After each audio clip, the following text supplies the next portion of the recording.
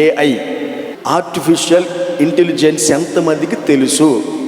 కంప్యూటర్లు చదవటం, కంప్యూటర్లో ఒక డేటాని అర్థం చేసుకోవటం, ఆ డేటాని అర్థం చేసుకొని జవాబు ఇవ్వటం, కంప్యూటర్లే రాయటం, అన్ని భాషల్ని అర్థం చేసుకోగలుగుతాం.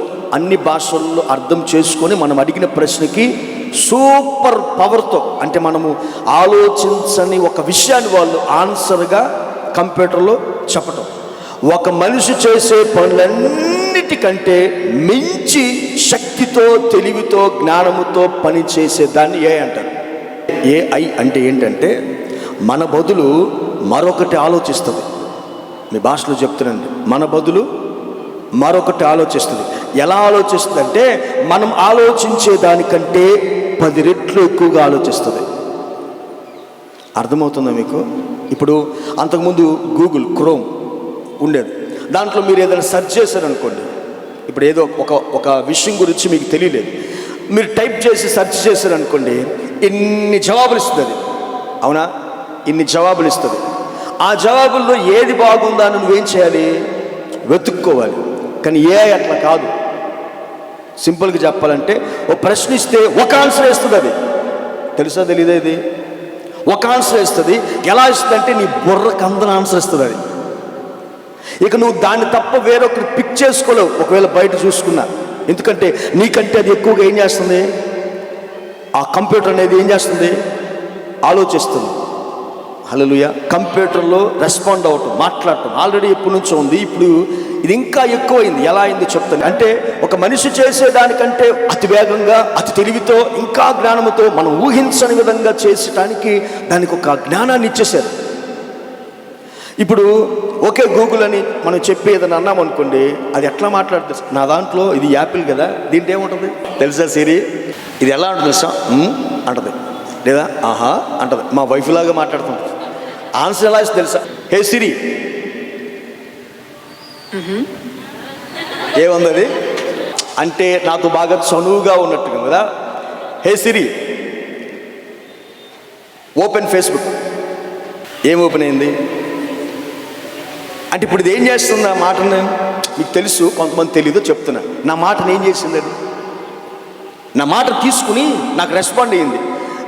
నేను మర్చిపోయి ఇప్పుడు ఏం చేసిందంటే ఓపెన్ ఫేస్బుక్ అన్నానా, నీ ఫేస్ ఐడి చూపించరా అంటుంది. లాక్ చేసి ఉంది అని ముందు చూపిస్తుంది. అంటే నేను మర్చిపోయాను లాక్ని, కానీ అది ఏం చేస్తుంది? నువ్వు మర్చిపోయే లాక్ నీ ఫేస్ పెట్టు అంటుంది. ఫేస్ పెట్టిన తర్వాత ఏమైంది? ఇప్పుడు ఓపెన్ అయింది. అర్థమైంది మీకు? ఇది మనం మామూలుగా చిన్న చిన్న విషయాలు, కానీ ఇప్పుడు ఏఐ ఏంటో తెలుసా? 2 అడుగులు మనం వేస్తే అది 10-15 అడుగులు వేస్తుంది. ఏంటది? ఆర్టిఫిషియల్ 10 అడుగులు ముందుకు వెళ్తుంది. మన పనులన్నీ అవే చేస్తాయి. మీకు ఒక విషయం చెప్తా వినండి. కానీ ఒకరోజు ఇవే మనకు శత్రువులుగా మారబోతున్నాయి. ఇవే మనకు ఎలా చెప్తారు? అంత్యక్రీస్తు వస్తాడని తెలుసు కదా, చివరి క్రీస్తుగా వస్తాడు, అబద్ధ క్రీస్తు. అతను వచ్చే ముందు ఒక ప్రవక్త వస్తాడు. ఆ ప్రవక్త జనుల మధ్యలో అద్భుతాలు చేస్తాడు. వాడు అద్భుతాలు చేస్తూ జనమందరూ వాడి వైపు తిరిగిన తర్వాత ఒక అద్భుతం చేస్తాడు అందరి ముందు. ఏంటంటే ఒక బొమ్మను తీసుకుంటాడు. మీ భాషలో రోబో, ఏంటది? రోబోని తీసుకొని ఆ బొమ్మను అతను తయారు చేసి ఆ బొమ్మకు ప్రాణం పోస్తాడు. ఆ బొమ్మ మాట్లాడుతుంది, ఆ బొమ్మ జవాబిస్తుంది. ఆ బొమ్మ మనం ఏం చెప్తే, మనం ఏదైనా చెప్పామనుకోండి, దాన్ని ఎలాగ చెయ్యాలో అది వెళ్ళి చేసుకుని వస్తుంది. ఈ మాటలు ఎక్కడ ఉన్నాయి?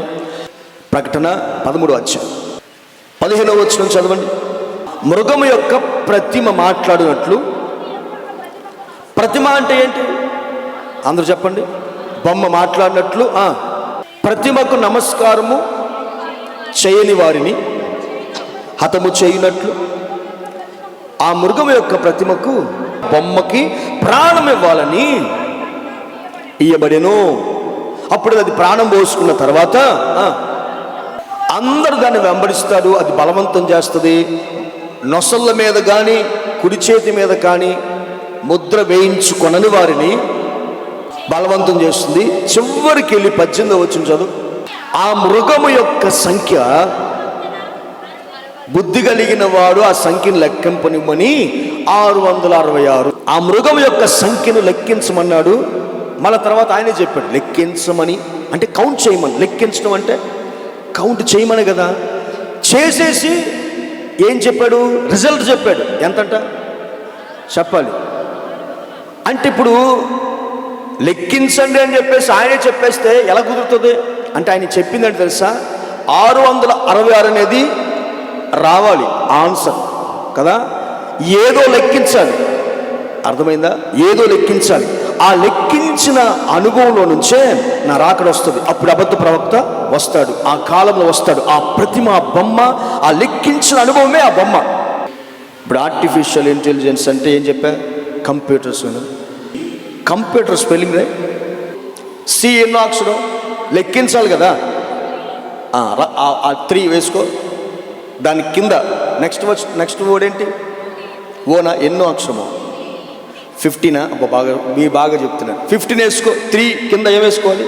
15. నెక్స్ట్ 13. నెక్స్ట్ ఏంటది? నెక్స్ట్ 16. 60. నెక్స్ట్ 21 వేసుకో. నెక్స్ట్ 20. నెక్స్ట్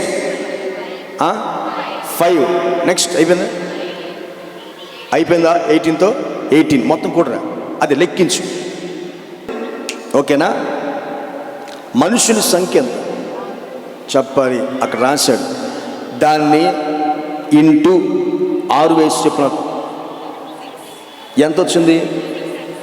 నేను ఇంకా చక్కగా మీకు డీటెయిల్గా తర్వాత ఇప్పుడు క్లాసులో చెప్తాను. మృగం యొక్క సంఖ్య, మనుష్యుని సంఖ్య, ఈ 2 అక్కడ వస్తాయి. అర్థమైందా? అది లెక్కించాలి. లెక్కిస్తే ఎంత రావాలి చెప్పు? 666 రావాలి. కంప్యూటర్ని మీరు మనుష్యుని సంఖ్యతో లెక్కిస్తే మీకు ఎంత వచ్చింది? అంటే మీకు అర్థం అవ్వాల్సిన విషయం ఏంటంటే, ఈ యుగంలో, ఈ కంప్యూటర్ AI వచ్చిన యుగంలో వస్తాడు ఎవరు? అంత్యక్రీస్తు.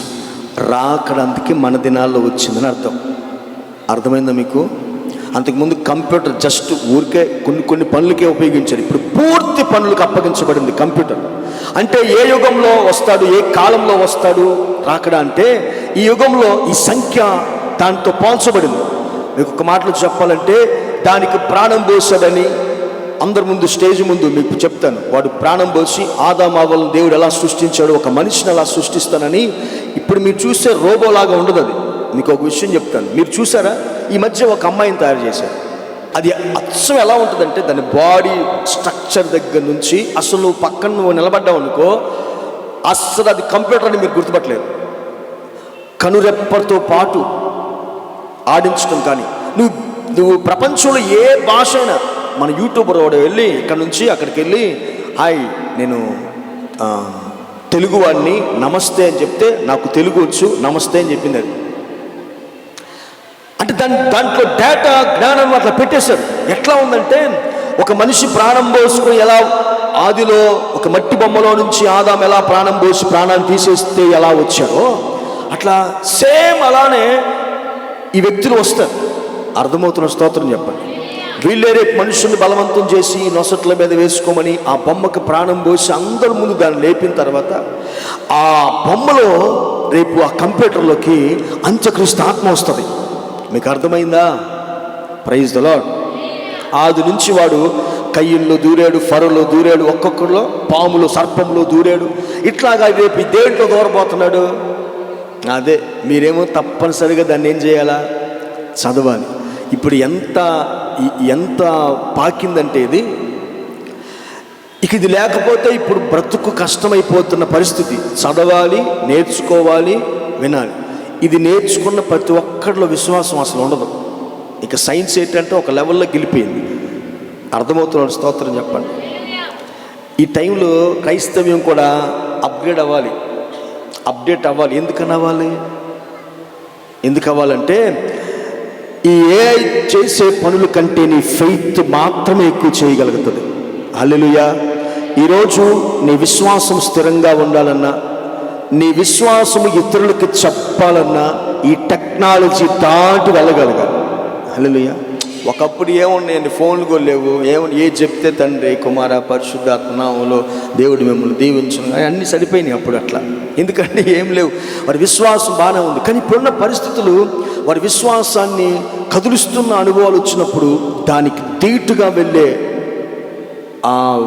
ఒక యంత్రము లేదా ఒక టెక్నాలజీ వచ్చినప్పుడు దాన్ని దాటించగలిగేది నీ యొక్క విశ్వాసమై ఉంటుంది. ఇంత సైన్స్ అభివృద్ధి చెందిన తర్వాత ఇక ఏదైనా నేను చేయగలను ఒక మనిషి అని చెప్పిన తర్వాత దేవుడు లేడని సైన్స్ చెప్తున్నప్పుడు ఇక విశ్వాసము వేరే వేరే బోధల్లోకి వెళ్ళిపోయి ఇదిగో ఇదే నిరూపణని ఈ ఒక వాక్యానికి ఇంకొక వాక్యము దాన్ని జత చేయకూడదు. సూత్రం వెంబడి సూత్రము, వచనం వెంబడి వచనము, మాట వెంబడి మాట లింకు దేవుడు అక్కడక్కడక్కడ పెట్టాడు. ఒకదాన్ని ఇంకొక దానికి లింక్ చేయకూడదు. అలా చేసినప్పుడు ఇది కరెక్ట్గా అనిపిస్తుంది, కానీ అది కరెక్ట్ కాదు. అర్థమవుతుందా? అందుకే మీరు బైబిల్ని సరిగా నేర్చుకుందురుగాక. ఆమేన్. జాగ్రత్తగా ఉండండి. దేవుడు విసర్జించిన వాడు ఆ బోధనలు నమ్ముతాడు. కాబట్టి ఈ దినాల్లో మన విశ్వాసంతో దేవుని కార్యాలు ఏ కంటే ఎక్కువ చేయాలి.